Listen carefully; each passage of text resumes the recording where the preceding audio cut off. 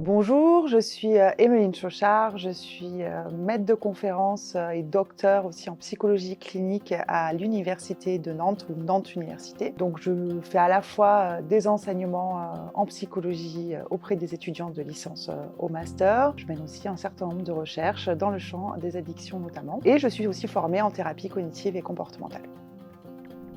Pourquoi Alors, j'ai décidé de rejoindre le comité scientifique de QUIT. D'abord parce que la question des applications m'intéresse depuis plusieurs années. Je m'étais déjà penchée sur la question, je crois, quand j'avais commencé à être maître de conférence en 2012. J'avais pensé à monter un projet de recherche dessus et qui avait un peu échoué. Donc voilà, c'est un sujet qui m'intéresse. Je pense que ça peut être une bonne aide à la fois pour les patients, enfin pour les personnes qui veulent arrêter et qui ne sont pas forcément dans des usages trop problématiques ou trop à risque, et que ça peut être un accompagnement en plus des psychothérapies.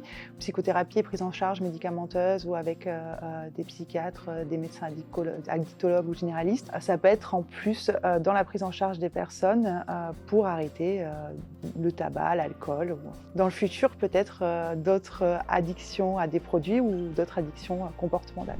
À l'heure actuelle, il y a plusieurs projets de recherche, alors à la fois dans le champ des addictions produits et addictions comportementales, certains dans le champ clinique et d'autres dans le champ de la prévention. Celui qui est peut-être plus en lien avec l'arrêt du tabac et QUIT à l'heure actuelle, c'est un essai, une étude pilote qu'on mène avec l'Institut du cancer de l'Ouest à Nantes. On a monté une recherche clinique pilote pour essayer de faire arrêter les patients qui se présentaient au départ pour des chirurgies liées au cancer, puisqu'on sait que dans la chirurgie du cancer, l'arrêt du tabac améliore la cicatrisation, améliore les suites d'opérations, etc. Donc arrêter le tabac a vraiment un bénéfice, pour le coup à court terme même, avant le long terme, puisque après à long terme on sait aussi que ça diminue les risques de rechute, de cancer, etc. Donc on a monté ce projet à la fois des thérapies cognitives et comportementales, aussi un test autour de l'hypnose, voilà, où on essaie de voir ce qui fonctionnerait le mieux avec ces patients-là, et on l'a élargi à l'heure actuelle aux patients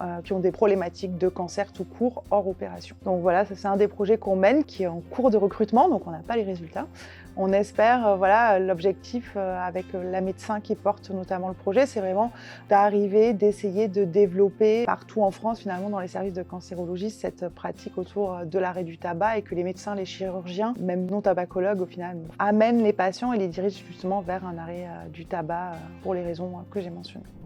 Merci en tout cas d'avoir regardé cette petite vidéo. J'espère que ça vous a plu et que ça a éveillé votre intérêt. Et à bientôt